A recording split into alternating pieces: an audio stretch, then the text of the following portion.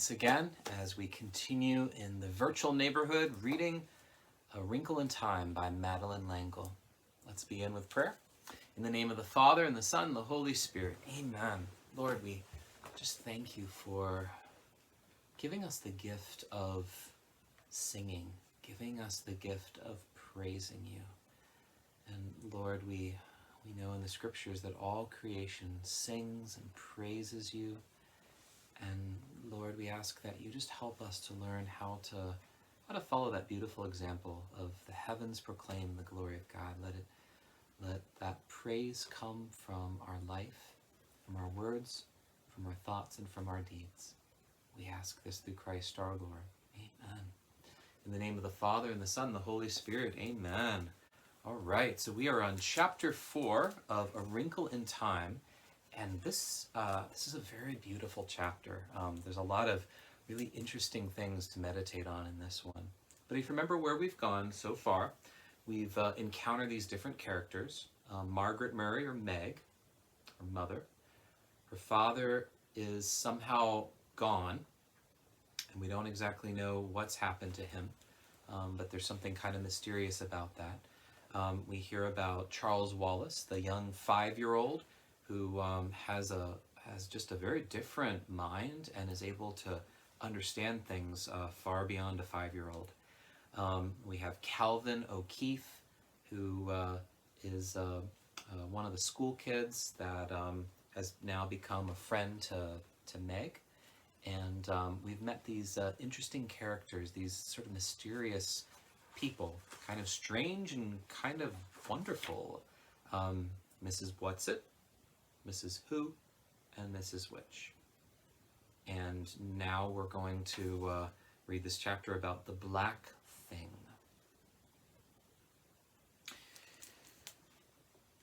The trees were lashed into a violent frenzy. Meg screamed and clutched at Calvin, and Mrs. Witch's authoritative voice called out, "Quiet, child." Did a shadow fall across the moon? Or did the moon simply go out, extinguished as abruptly and completely as a candle? There was still the sound of leaves, a terrifying rushing. All light was gone. Darkness was complete. Suddenly the wind was gone and all sound. Meg felt that Calvin was being torn from her. When she reached for him, her fingers touched nothing. She screamed out, "Charles!"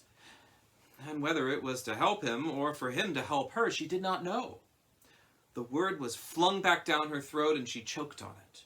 She was completely alone. She had lost the protection of Calvin's hand. Charles was nowhere, either to save or to turn to. She was alone in a fragment of nothingness. No light, no sound, no feeling. Where was her body?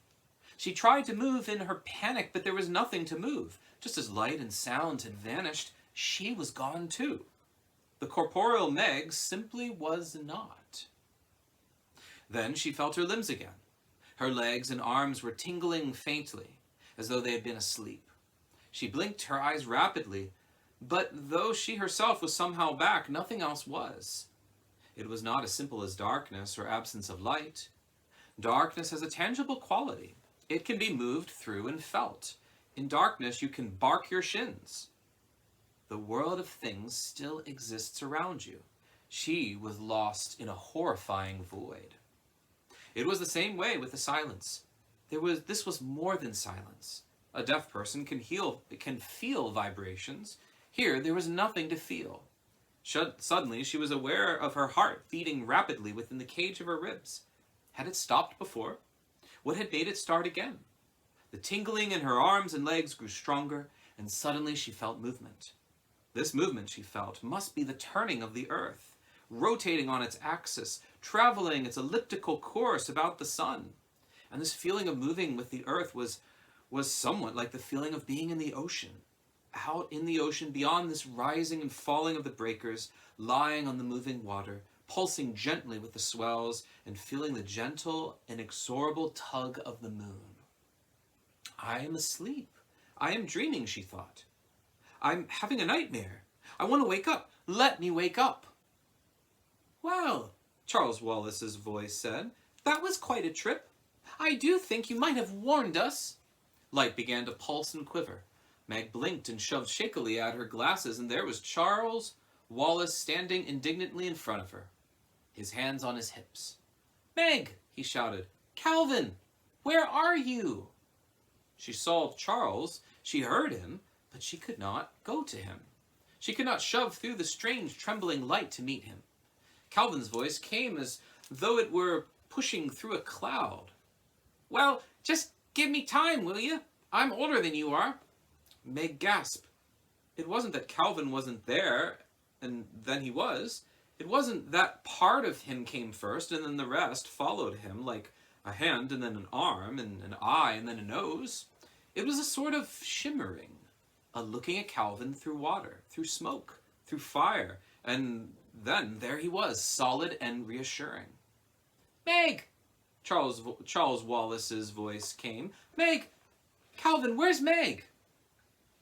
I'm right here, she tried to say, but her voice seemed to be caught at its source. Meg! Calvin cried and turned around, looking about widely. Mrs. Witch, you haven't left Meg behind, have you? Charles Wallace shouted. If you've hurt Meg, any of you, Calvin started, but suddenly Meg felt a violent push and a shattering, as though she'd been thrust through a wall of glass. Oh, there you are, Charles Wallace said, and rushed over to her and hugged her. But where am I? Meg asked breathlessly, relieved to hear that her voice was now coming out of her in more or less a normal way. She looked around rather wildly. They were standing in the sunlit field, and the air about them was moving with a delicious fragrance that comes only on the rarest of spring days, when the sun's touch is gentle and the apple blossoms are just beginning to unfold. She pushed her glasses up on her nose to reassure herself that what she was seeing was real. They had left the silver glint of a biting autumn evening, and now around them everything was golden with light. The grasses of the field were a tender new green, and scattered about were tiny multicolored flowers. Meg turned slowly to face a mountain reaching so high into the sky that its peak was lost in a crown of puffy white clouds.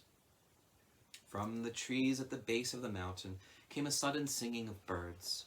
There was an air of such ineffable peace and joy all around her that her heart's wild thumping slowed. When shall we three meet again?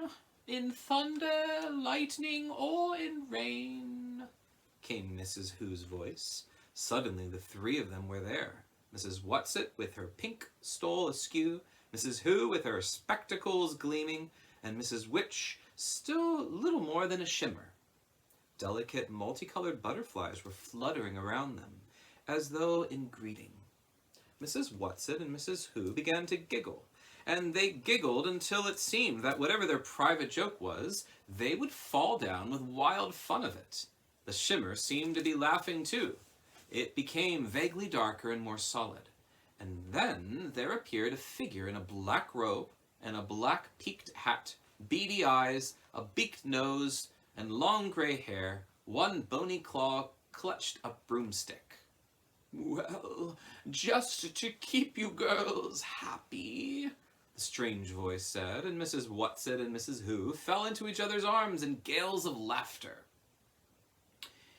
If you ladies have had your fun, I think you should tell Calvin and Meg a little more about all this, Charles Wallace said coldly. You scared Meg half out of her wits, whisking her off this way without any warning.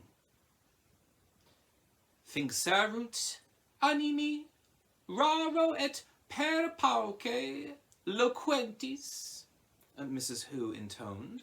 Horace, to action little, less to words inclined. Mrs. Who, I wish you'd stop quoting. Charles Wallace sounded very annoyed. Mrs. Whatsit adjusted her stole. But she finds it so difficult to verbalize, Charles dear. It helps her if she can quote instead of working out words on her own. And we mustn't lose our senses of humor, Mrs. Witch said. The only way to cope with something deadly serious is to try to treat it a little lightly. But that's going to be hard for Meg, Mrs. Whatsit said. It's going to be hard for her to realize that we are serious. What about me? Calvin asked. The life of your father isn't at stake, Mrs. Whatsit told him. What about Charles Wallace, then? Mrs. Whatsit's unoiled door-hinge voice was warm with affection and pride. Charles Wallace knows. Charles Wallace knows that it's far more than just the life of his father. Charles Wallace knows what's at stake. But remember, Mrs. Who said, I too ordain, Pountant, den Piextain, Creto, Euripides. Nothing is hopeless. We must hope for everything. Where are we now? And how did we get here? Calvin asked. Uriel, the third planet of the star Malak, in the spiral nebula Messier 101. This I'm supposed to believe? Calvin asked indignantly. As you like, Mrs. Witch said coldly. For some reason, Meg felt that Mrs. Witch, despite her looks and ephemeral broomstick, was someone in whom you could put complete trust. It doesn't seem any more peculiar than anything else that's happened. Well then, someone just tell me how we got here. Calvin's voice was still angry and his freckles seemed to stand out on his face. Even traveling at the speed of light, it would take us years and years to get here. Oh, we don't travel at the speed of anything, Mrs. Whatsit explained earnestly. We tesser. Or you might say, we wrinkle. Clear as mud, Calvin said. Tesser, Meg thought. Could that have anything to do with Mother's tesseract? She was about to ask when Mrs. Witch started to speak, and one did not interrupt when Mrs. Witch was speaking. Mrs. Whatsit is young and naive. She keeps thinking she can explain things in words, Mrs. Who said. Qui plus cite, plus c'est French, you know. The more a man knows, the less he talks. But she has to use words for Meg and Calvin, Charles Wallace reminded Mrs. Who. If you brought them along, they have a right to know what's going on. Meg went up to Mrs. Witch. In the intensity of her question, she had forgotten all about the tesseract. Is my father here? Mrs. Witch shook her head. Not here, Meg. Let Mrs. Whatsit explain. She is young, and the language of words is easier for her than it is for Mrs. Who and me. We stopped here, Mrs. Whatsit explained, more or less to catch our breaths, and to give you a chance to know what you're up against. But what about Father? Meg asked. Is he all right? For the moment, love, yes. He is one of the reasons we're here. But you see, he's only one. Well, where is he? Please take me to him. We can't. Not yet, Charles said. You have to be patient, Meg. But I'm not patient, Meg cried passionately. I have never been patient. Mrs. Who's glasses shone at her gently. If you want to help your father, then you must learn patience. Vitam in pendere vero, to stake one's life for the truth. That's what we must do. That is what your father is doing, Mrs. Watson nodded, her voice, like Mrs. Who's, very serious, very solemn. And then she smiled her radiant smile. Now, why don't you three wander around and Charles can explain things a little? You're perfectly safe in Oriel. That's why we stopped here to rest. But aren't you coming with us? Meg asked fearfully. There was silence for a moment. Then Mrs. Witch raised her authoritative hand. Show them, she said to Mrs. Whatsit, and at something in her voice, Meg felt prickles of apprehension. Now? Mrs. Whatsit asked, her creaky voice rising to a squeak. Whatever it was Mrs. Witch wanted them to see, it was something that made Mrs. Whatsit uncomfortable too. Now, Mrs. Witch said, they may as well know. Should I change? Mrs. Whatsit asked. Better. I hope it won't upset the children too much, Mrs. Whatsit murmured, as though to herself. Should I change too? Mrs. Who asked. Oh, but I've had fun in these clothes. But I'll have to admit Mrs. Whatsit is the best at it. Das Werk lobt den Meister. German. The work proves the craftsman. Shall I transform now? Mrs. Witch shook her head. Not yet. Not here. You may wait. Now, don't be frightened, loves, Mrs. Whatsit said. Her plump little body began to shimmer, to quiver and shift. The wild colors of her clothes became muted, whitened. The pudding bag's shape stretched, lengthened, and merged. And suddenly before the children was a creature more beautiful than any Meg had even imagined. And the beauty lay in far more than the outward description. Outwardly, Mrs. Whatsit was surely no longer a Mrs. Whatsit. She was a marble white body with powerful flanks, something like a horse, but at the same time completely unlike a horse. For from the magnificently modeled back sprang a nobly formed torso, arms, and a head resembling a man's, but a man with a perfection of dignity and virtue, an exaltation of joy such as Meg had never seen before. No, she thought, it's not like a Greek centaur, not in the least. From the shoulders, slowly a pair of wings unfolded, wings made of rainbows, of light upon water, of poetry. Calvin fell to his knees. No, Mrs. Whatsit said, though her voice was not Mrs. Whatsit's voice. Not to me, Calvin. Never to me. Stand up. Carry them, Mrs. Witch commanded. With a gesture both delicate and strong, Mrs. Whatsit knelt in front of the children, stretching her wings wide and holding them steady but quivering. On to my back now, the new voice said. The children took hesitant steps toward the beautiful creature. But what do we call you now? Calvin asked. Oh, my dears, came the new voice, a rich voice with the warmth of woodwind, the clarity of a trumpet, the mystery of an English horn. You can't go on changing my name each time I metamorphose.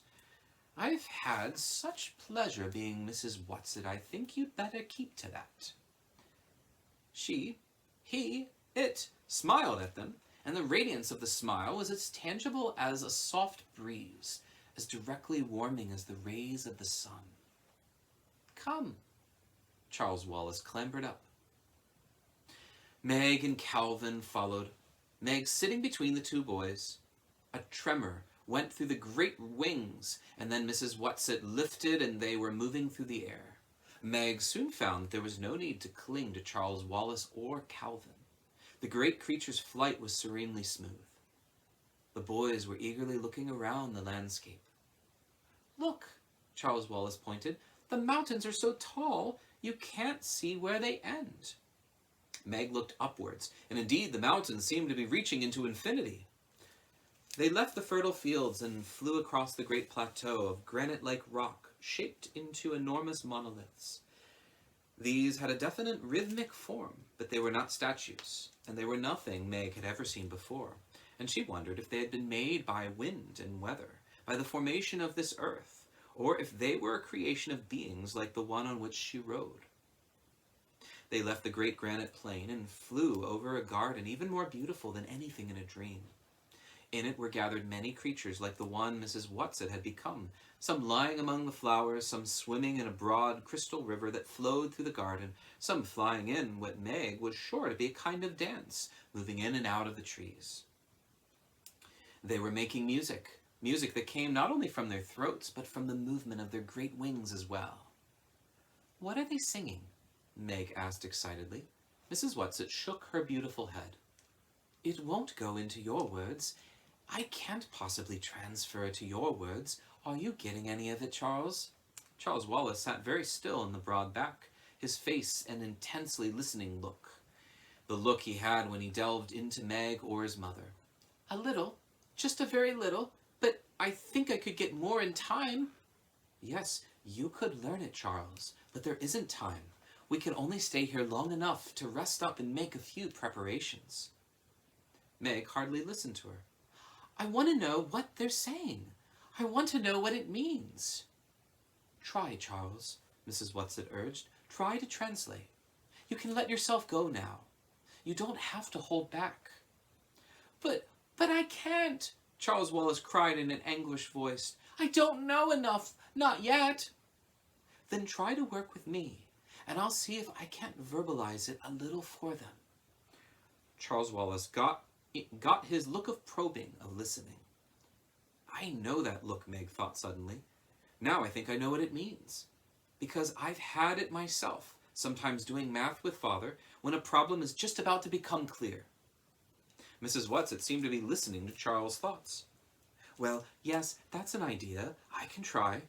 Too bad you don't really know it, so you can give it to me direct, Charles. It's so much more work this way." "Don't be lazy," Charles said. Mrs. Whatsit did not take offense. She explained, "Oh, it's my favorite kind of work, Charles. That's why they chose me to go along, even though I'm so much younger. It's my one real talent.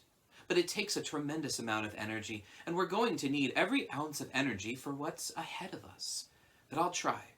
For Calvin and Meg, I'll try." She was silent. The great wings almost stopped moving. Only a delicate stirring seemed to keep them aloof. "Listen, then," Mrs. Whatsit said. The resonant voice rose, and the words seemed to be all around them, so that Meg felt that she could almost reach out and touch them. "Sing to the Lord, sing unto the Lord a new song, and his praise from the end of the earth. Ye that go down to the sea, and all that is therein, the isles and the inhabitants thereof. Let the wilderness and the cities thereof lift their voice. Let the inhabitants of the rocks sing. Let them shout from the top of the mountains. Let them give glory unto the Lord." Throughout her entire body, Meg felt a pulse of joy such as she had never known before. Calvin's hand reached out. She did not clasp her hand in his. He moved his fingers so that they were barely touching hers. But joy flowed through them, back and forth between them, all around them and about them and inside them. When Mrs. Whatsit sighed, it seemed completely incomprehensible that through this bliss could come the faintest whisper of doubt. "We must go now, children." Mrs. Whatsit's voice was deep with sadness, and Meg could not understand. Raising her head, Mrs. Whatsit gave a call that seemed to be a command, and one of the creatures flying above the trees nearest them raised its head to listen, and then flew off and picked 3 flowers from a tree growing near the river and brought them over. "Each of you take one," Mrs. Whatsit said, "and I'll tell you how to use them later." As Meg took her flower, she realized that it was not a single blossom, but hundreds of tiny flowerets forming a kind of hollow bell. "Where are we going?" Calvin asked. "Up." The wings moved steadily, swiftly. The garden was left behind, the stretch of granite, the mighty shapes, And then Mrs. Whatsit was flying upward, climbing steadily up, up. Below them, the trees of the mountains dwindled, became sparse, and were replaced by bushes and then small, dry grasses. And then vegetation ceased entirely, and there were only rocks, points, and peaks of rock, sharp and dangerous. "Hold on tight," Mrs. Whatsit said. "Don't slip." Meg felt Calvin's arm circle her waist in a secure hold. Still they moved upward.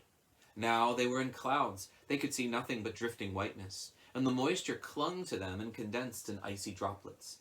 As Meg shivered, Calvin's grip tightened. In front of her, Charles Wallace sat quietly. Once he turned just enough to give her a swift glance of tenderness and concern. But Meg felt as if each moment passed he was growing farther and farther away, that he was becoming less and less her adored baby brother, and more of whatever kind of being Mrs. Whatsit, Mrs. Who, and Mrs. Which in actuality were. Abruptly they burst out of the clouds into a shaft of light. Below them there were rocks. Above them, the rocks continued to reach up into the sky, but now, though it seemed miles upward, Meg could see where the mountains at last came to an end. Mrs. Whatsit continued to climb, her wings straining a little. Meg felt her heart racing. Cold sweat began to gather on her face, and her lips felt as though they were turning blue. She began to gasp. "All right, children, use your flowers now," Mrs. Whatsit said. "The atmosphere will continue to get thinner from now on. Hold the flowers up to your face and breathe through them, and they will give you enough oxygen. It won't be as much as you're used to, but it will be enough." Meg had almost forgotten the flowers and was grateful to realize that she was still clasping them, that she hadn't let them fall from her fingers. She pressed her face into the blossoms and breathed deeply. Calvin still held her with one arm, but he too held the flowers to his face. Charles Wallace moved the hand with the flowers slowly, almost as though it were in a dream. Mrs. Whatsit's wings strained against the thinness of the atmosphere. The summit was only a little way above them, and then they were there. Mrs. Whatsit came to rest on a small plateau of smooth, silvery rock.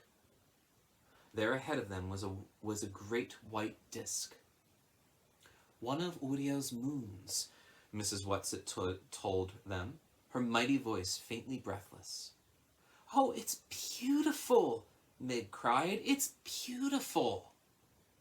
The silver light from the enormous moon poured over them, blending with the golden quality of the day, flowing over the children, over Mrs. Whatsit, over the mountain peak. "Now we will turn around," Mrs. Whatsit said, and at the quality of her voice, Meg was afraid again. But when they turned, she saw nothing. Ahead of them was a thin, clear blue of sky. Below them, the rocks thrusting out of the shifting sea of white clouds. "Now we will wait," Mrs. Whatsit said, "for sunset and moonset." Almost as she spoke, the light began to deepen, to darken. "I want to watch the moonset," Charles Wallace said.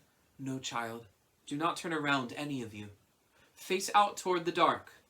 What I have to show you will be more visible then. Look ahead, straight ahead, as far as you can possibly look." Meg's eyes ached from the strain of looking and seeing nothing.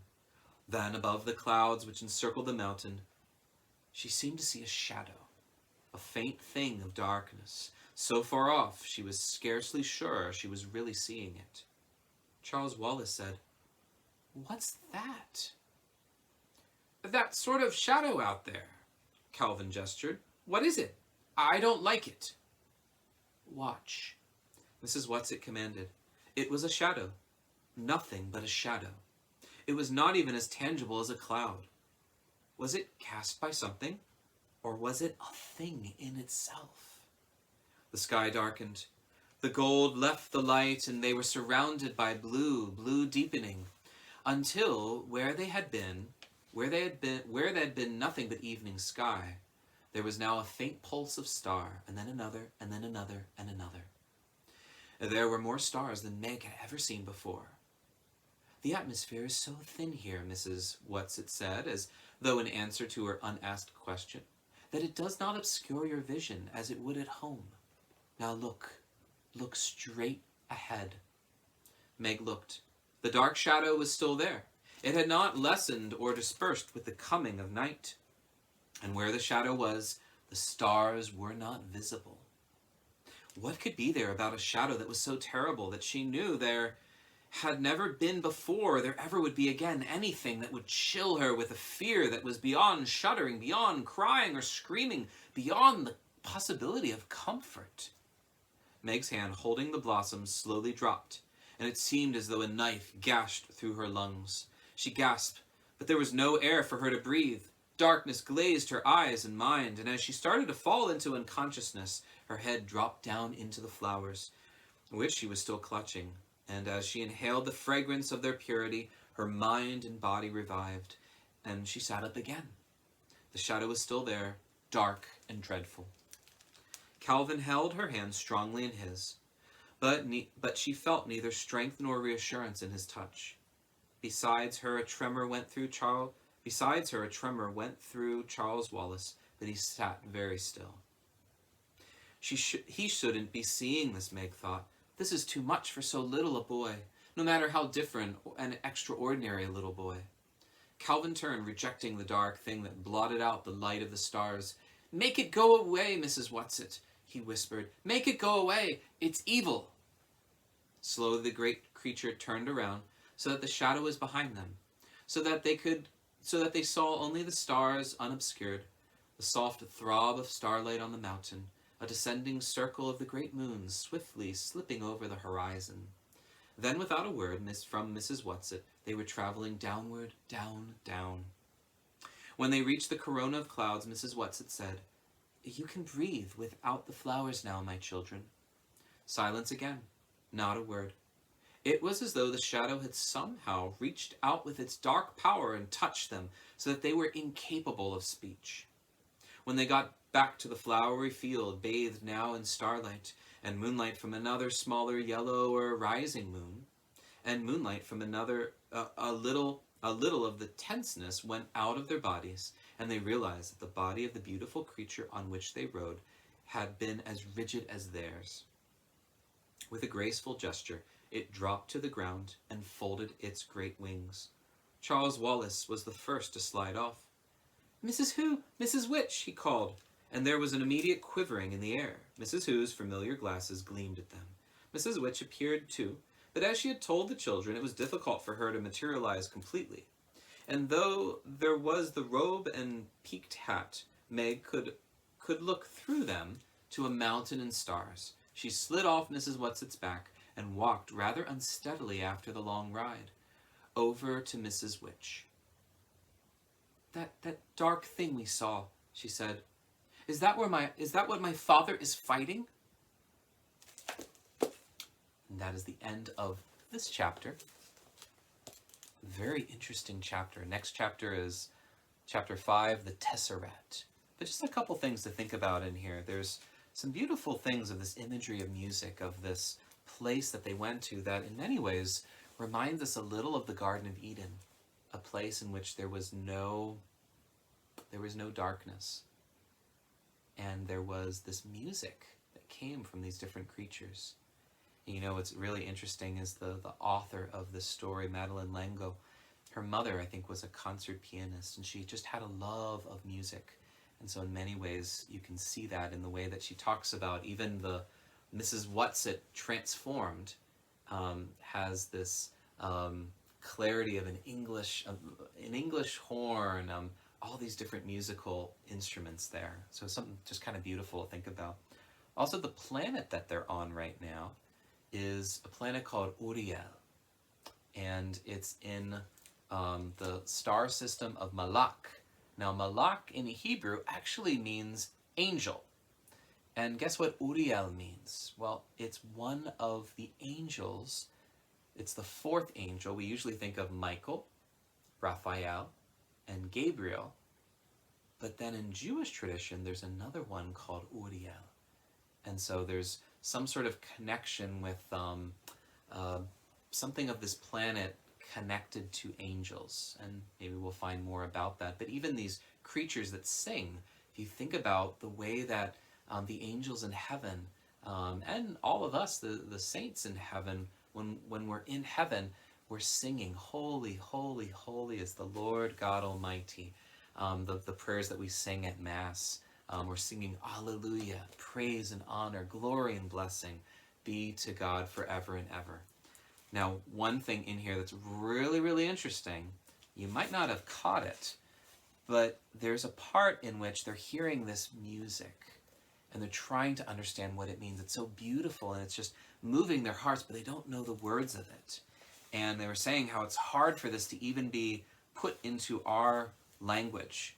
But then remember how Charles Wallace and Mrs. Whatsit, they work together, and finally Mrs. Whatsit is able to say something that's close to what that music is. And it was, "Sing unto the Lord a new song." And it goes on, this beautiful song. And that is word for word from Isaiah 42. It's a time in which it's this kind of moment we think about this song during the time of Advent or the time of Easter. This kind of joyful moving to something very, very special. So it's interesting that that's the song translated is actually something from the Bible. So we'll get a lot of these little biblical references at different times. If you remember that Calvin O'Keefe was reading in last chapter, reading to Charles Wallace for his bedtime story, and they were reading the book of Genesis. So a lot of interesting things like that. But I encourage you also to think about, who is this Mrs. Whatsit? We're going to learn more about her later, but that kind of mystery of who are these very strange people, Mrs. Who, Mrs. Which, and Mrs. Whatsit. And what is that black thing that Calvin was able to say, it's evil? So let's close with prayer. In the name of the Father, and the Son, and the Holy Spirit, amen. Lord, we thank you for this day, and we ask that you allow us to sing that song of praise deep within our hearts. Let it come with our words, but let it come forth from our actions, just like the movement of the wings of these different creatures that we heard about in this chapter. Help us to find the beautiful gift of offering that back to the Lord. And Lord, help us to have courage to fight against the darkness by allowing the light of Christ to shine within us. We make this prayer through Christ our Lord. Amen. And may the Lord bless your day, the Father and the Son and the Holy Spirit. Amen. Have a wonderful day. I will see you tomorrow. Peace.